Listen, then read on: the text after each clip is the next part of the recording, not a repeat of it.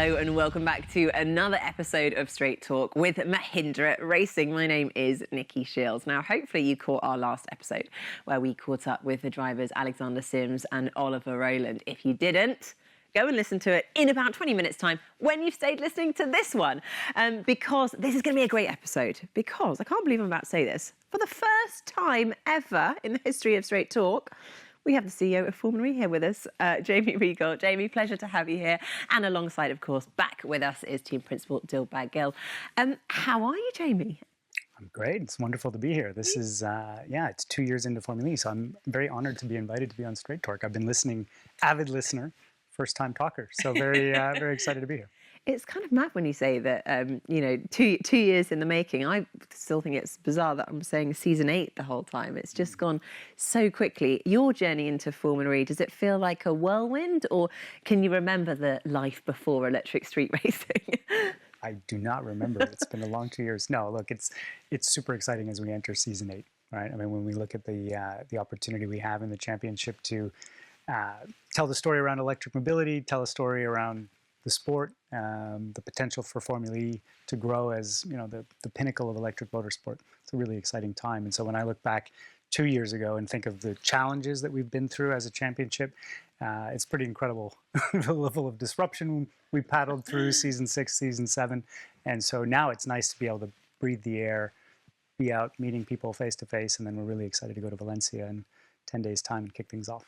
Yes, you timed it well or badly, it depends which way you look at it. It was probably definitely the biggest and the toughest season for all of us, obviously, with the challenge of COVID. But we've managed to ride that wave, and we're very excited about season 8. I know it's a difficult thing to say, but we've got so many new exciting races to look forward to. If you could pick one particular race, what is it that you're looking forward to the most? Well, look, I'm going to dodge that question and answer diplomatically. No, I think we've got a super exciting calendar for the next season. And to your point, the last 18 months has been difficult. We've had to compromise some of our principles. We've gone to racetracks. We've done multiple races at the same venues. That was all in the interest of trying to put a championship on and deliver the series and continue to deliver the product. As I look forward, next year feels like the first year where we're really going to be able to puff our chests out and say, okay, this is the Formula E FIA World Championship, ABB FIA Formula E World Championship. We're going to go to Monaco again, right? And we've committed to go to Monaco annually, and I think that shows that we belong on the biggest stages in motorsport. I think what we saw last May was really some spectacular racing. In the build-up, everyone talked about lap times.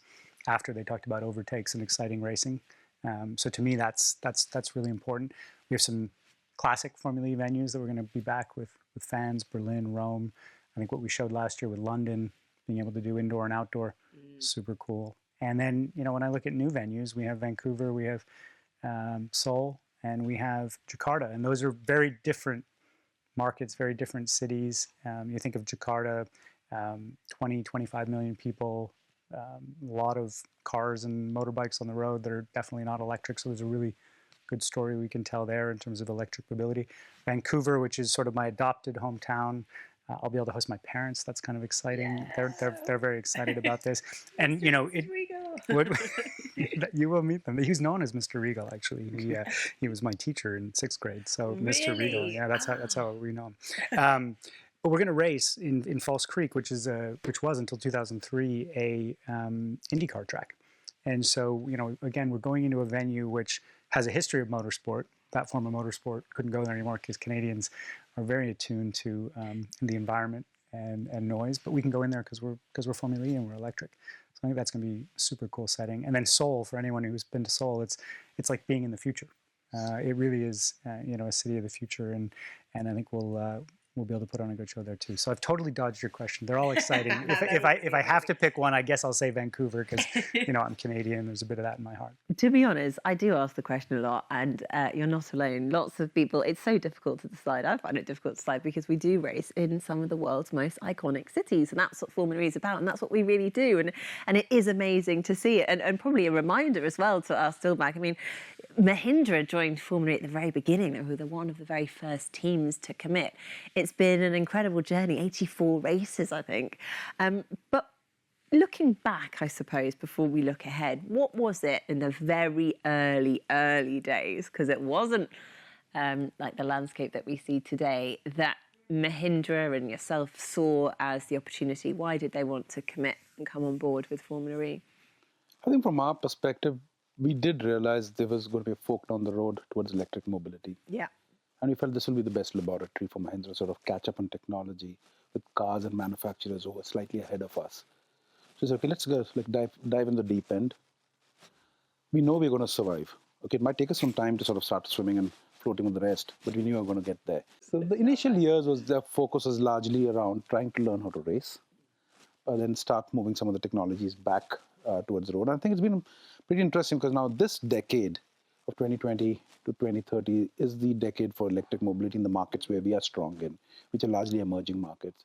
And like countries like India, etc., we're in the perfect storm right now with technology and regulation coming together, where regulation is talking about and mandating moving towards newer technologies. And at the same time, we've also kept up in terms of innovation, etc. So Mahindra stands to be in a pretty strong position going forward. And I think we're making some bold statements in terms of our investments into electric mobility in the next couple of years. And if you could, I know it's a very difficult one because it has been such a journey over the last 7 years, and pick, I suppose, one success story or one moment, or what's a sort of standout moment for you in that history of Mahindra Racing and Formula E?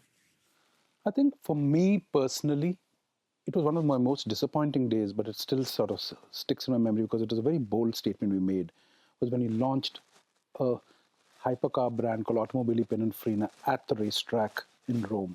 So we came out there, we said, okay, we're going to be not only going to launch an electric car brand, but we're going to launch an electric car brand which is going to be like in a product range which we have never sort of worked on. We've always been doing like sub $20,000 cars, and now we're going to be talking about a $2 million car out there.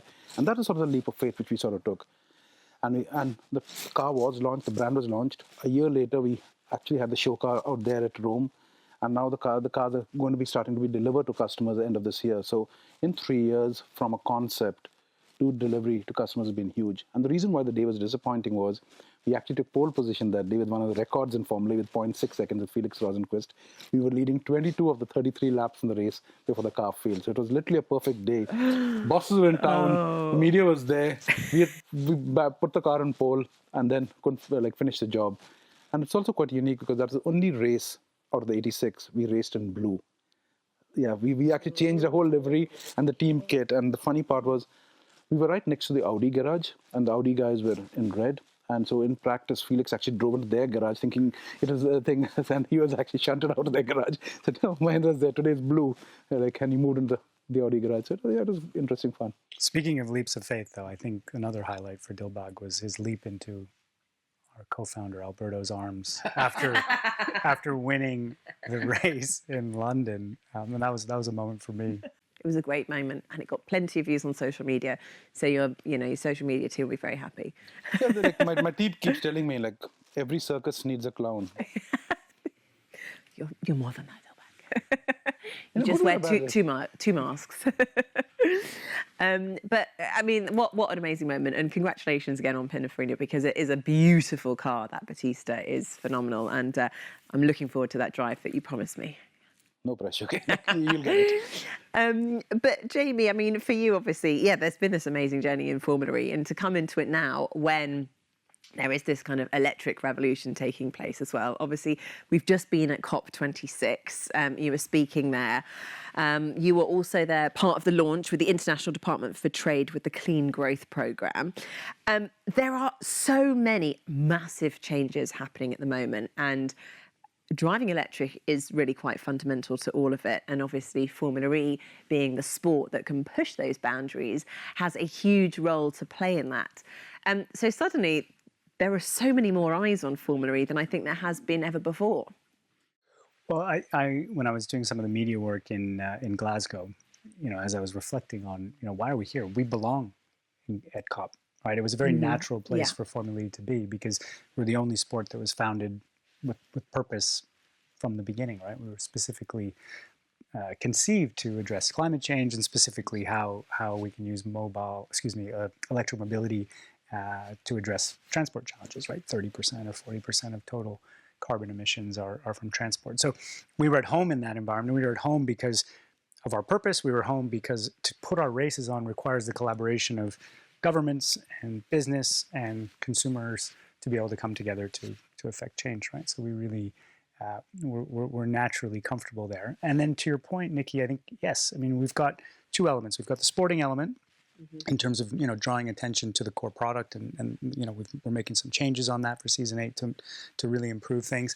And then we have that purpose side of things where what is our target audience, who are we talking to? And I think you look at the people who are interested in those issues at COP, and it's not just younger people who care about the environment, right? The videos you see, the Gretas, for example, right? It's business leaders, it's government leaders, and that's because it's a global issue that everyone needs to care about. And that gives me great hope, actually, for the next couple of years as we refine the sport and we focus on Formula E as a racing series with a powerful story to tell.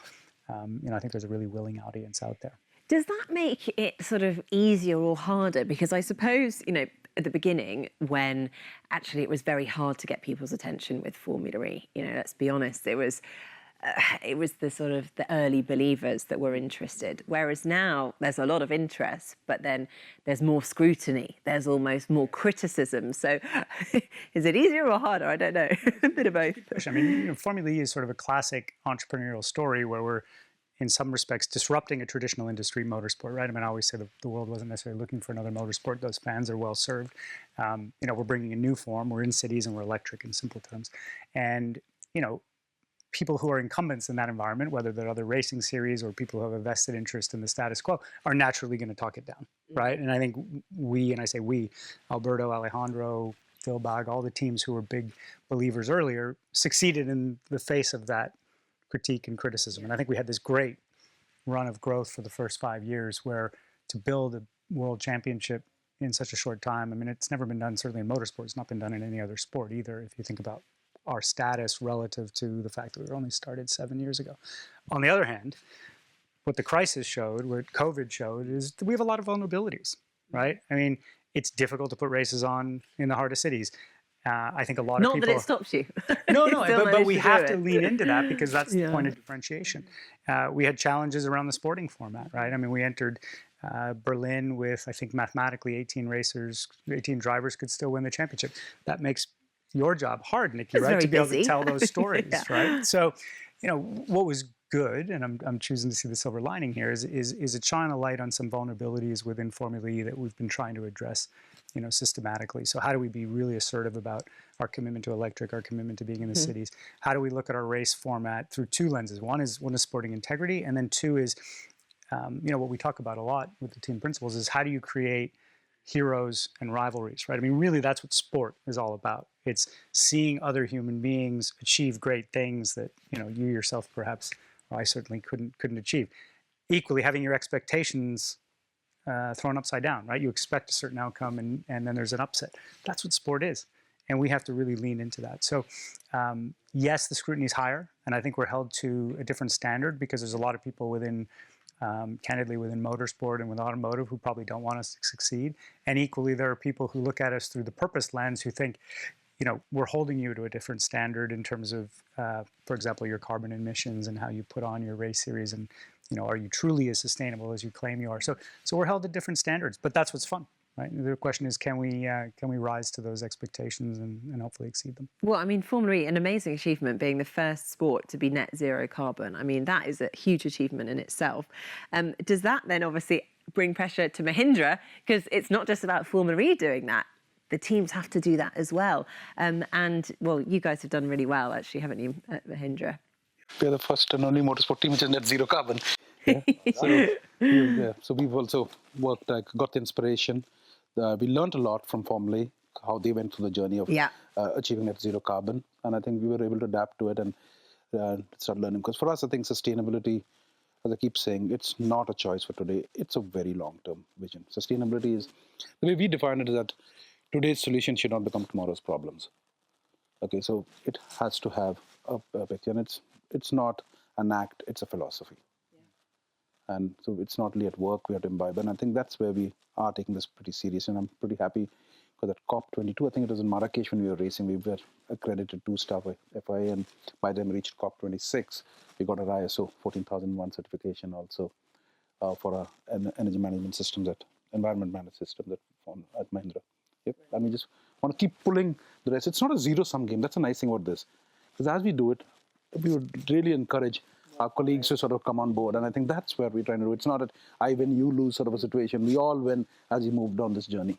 Yeah, I think that's a really important point. I mean, to your question about elevated expectations, when I started Formula E, I thought, we're the good people, right? We're electric and we're clean, and that's probably good enough. What it turns out is our consumers, our fans, our stakeholders, board members of car company, we are held to a different standard than everyone else, which is what led to this net zero carbon initiative, because we said, okay, how can we take another step where we're setting the standard? And I think now what we see, you see other sports coming in and doing it as well. I think it was Tottenham and Chelsea had the first net zero carbon football match. And I'm not saying Formula E deserves credit for that, but what we're doing is trying to set the agenda and trying to lead. You see Formula One with sustainability narratives and e-fuels. They are reacting, right? I view that as a positive, right? They're reacting to our positioning. Now, do I believe that erodes Formula E's positioning? Absolutely not. Our distinction is we're in cities and we're electric and we're a pure play on sustainability. Is it good that other forms of motorsport are taking this seriously? Absolutely. I mean, I think otherwise consumers are going to vote with their dollars and their feet and won't watch. So generally speaking, I think we're helping nudge the world along in a positive way. And you always remember the first sport to do it. No one can take that away from you, that's for sure. Well, let's talk about the season ahead, because, I mean, we've touched upon, obviously, the big calendar changes, which is very exciting. But we've got some new rule changes when it comes to qualifying in particular, of course, which has been well, it's been discussed a lot, hasn't it? The format of qualifying over the years. Since Formula E started, it was done on a lottery when it came to who was in which group. Then it was changed and the groups were decided by championship order. Then, of course, either way, the drivers will complain. The drivers complain when it's a lottery. It's not fair. I was in this group more than that group, than this driver. And then again, there was the issue that there was more track evolution with the Group 1 than maybe something like a Group 4. So we were seeing the drivers towards the top of the grid slightly struggling in qualifying because of the track conditions. Talk to us about the decisions to change qualifying and give us an insight into... I'm actually going to put you on the spot, Jamie. I'd like you to explain the new qualifying format, because I'm going to have to do this a lot this season. I'm going to follow in your footsteps. What's interesting when you make a change like this, and it's a change that most people are excited about, is everyone takes credit. So Sam Bird has taken credit. Sam Bird? Hang on a minute. Sam Bird is taking credit. People at the FIA have taken credit. There's a lot of folks saying this was my idea. So we'll see what happens in Riyadh, depending on how it plays out. I'm glad you've given me the heads up on that. So success has many fathers and mothers and failures and orphans. So I'll take credit. So then if it doesn't work, people can blame me. No, it's interesting. I'm coming back to your very earlier question, right? When I was starting at Formula E, clearly I come from outside of motorsport, right? So I wasn't hired for my insights or knowledge around motorsport or how to structure race championships and things like that. But what I found myself spending a lot of time on is the core racing series and the rules and regulations, because ultimately, if you want to grow a championship and you want to grow the audience, and that ultimately is my job in service of our teams like Mahindra, you have to have a really compelling core proposition. And that when you take that for granted, for example, in football or American football or ice hockey, I mean, the rules and regulations of those sports are super clear, right? And I think in the case of motorsport, it's a complicated environment anyway. Part of that is the beauty. It's what attracts a certain audience. But if you want to grow, you need to simplify things. So I'll start quickly actually with the race format. Because the first change we made was basically eliminating this energy reduction under safety cars and under full course yellows. And that was a really important change, because if you asked me to explain the logic of why energy gets reduced under a safety car, I'd be here for 5 minutes. I probably wouldn't make a coherent argument. So if you think about a fan who, unless they're an engineer or super hardcore into Formula E, they wouldn't understand why energy was being reduced. And so we've changed that to added time, which is a concept everyone understands really simply, right? And I think that's going to go a long way to improving the quality of the racing. If I think of the Rome race, there was we were finishing under a safety car. We had one flying lap at the end. That race would have 3 or 4 flying laps. the outcome might be different. If nothing else, and it's not about who should win, if nothing else, it'll just be more entertaining. Rome, we were looking for a few additional laps because Correct. we were running So second. you might have had a shot. That's right. So Mahindra would have been better off. But But that's what the fans want, right? I mean, and so that was the first thing. The second thing then is the qualifying. That was a long preamble answer. I apologize. Thank you. But the qualifying, we looked at it and we said, first of all, it's in service of the race. How do we make sure that the race is as compelling as it can be? And I think I'll use the term sporting integrity. To me, it's really important. If I use an analogy from tennis, and you'll hear me say this quite a lot now, Roger Federer can go to Wimbledon and he can lose in the third round, right? Because his knee hurts or because his opponent has the best match of his life or any number of reasons. He doesn't lose in any instance because of the rules of tennis are stacked against him, right? And so when I look at how do we make sure that we have sporting integrity at the heart of Formula E, we wanted to have a qualifying format that would enable that, right? And when people talk about track conditions, yes, it's true that drivers will inevitably find, as we all do in life, right?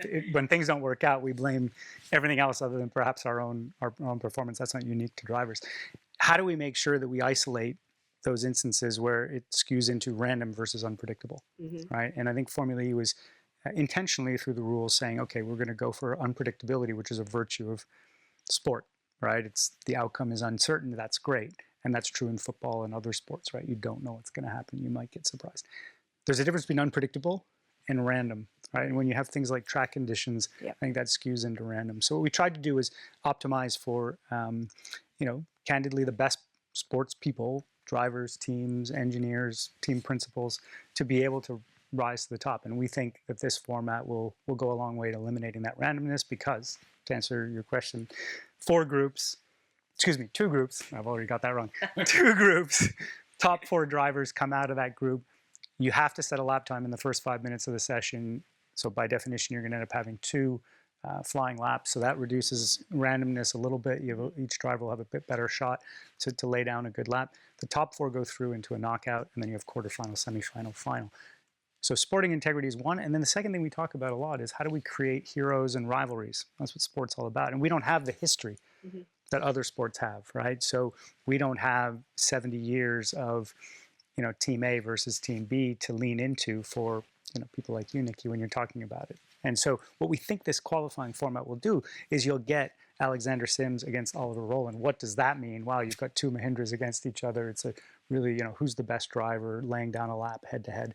You'll have Mahindra against Jaguar or pick your other team. And that can repeat over the season. So what you'll get, we believe, is you'll get those narratives that you have in other sports. And so we're trying to short circuit what we don't have, which is 100 years of history.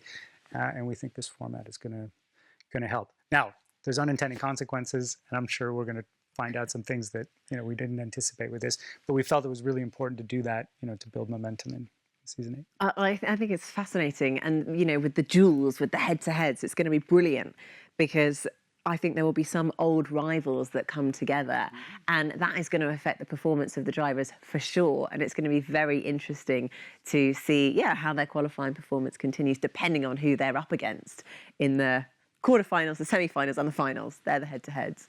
But I should say, this isn't like an idea that whoever ultimately deserves credit for having invented it, that we came up with in a lab or on a whiteboard. It was really a joint effort. Ourselves, the FIA, obviously very closely involved as those who set the rules. We talked to our sponsors. How do they think about what's appealing to their audience? Clearly, the team principals, the drivers weighed in, and Sam Bird. And Sam Bird, for sure. Yeah. Alberto's taking all the credit. And crucially, also the TV broadcast partners, right? So ProSieben, Eurosport, L'Equipe. We brought them in for workshops, and we said, how will this work in order for us to be able to tell a simple story? Yeah. And one of the principles was it needs to be compressed, right? It needs to be done. And it needs to be able to be completed within a 90-minute show. Exactly. No, but that's really important, right? Because we could have come up with all kinds of formats that sound cool, but then don't present a great media product. So, look, we're super excited, and we think this is going to change the complexion. Well, I know, obviously having spoken to you, Jamie, over the course of the season, exactly how many people you've spoken to, and it's a huge thing to obviously change such an integral part of a sport, of the sporting regulations. But I think surprisingly, because obviously everyone does have their own opinions, everyone's very happy with the new rules. This is what makes me nervous. This is what makes me nervous. Everyone I've talked to, is genuinely enthusiastic about it. The drivers seem excited, but I think you hit the nail on the head. You will see tensions that exist under the surface will, pop up over the surface. But that's sport, right? I mean, you want that tension. I mean, you see it in other sports. F1 has it this year with the rivalry between Mercedes and Red Bull. We need to create those conditions for that to happen. And it's okay if they get a little angry at each other. Exactly. They can't hide under that helmet for the entire race. Saw Buemi in season 3 in Montreal. Oh, we're gonna see more of that. Yeah. He got slightly more views on social media than you did with the Alberto hug on that one. I remember everything, all-time classic, when he went and blamed everyone for everything that day when he walked. You were wrong. You should go see the videos. He was having a bad day, wasn't he? But the good thing is we are testing the new qualifying format at testing. So fingers crossed that it will all go well and according to plan. We have run out of time. Can't believe it. We could carry on talking about the season ahead for a very long time. But Dilbagh, Gill, Jamie, Reigle, absolute pleasure to have you on this episode of Straight Talk. And we will be bringing you the latest in our next episode. We'll see you then.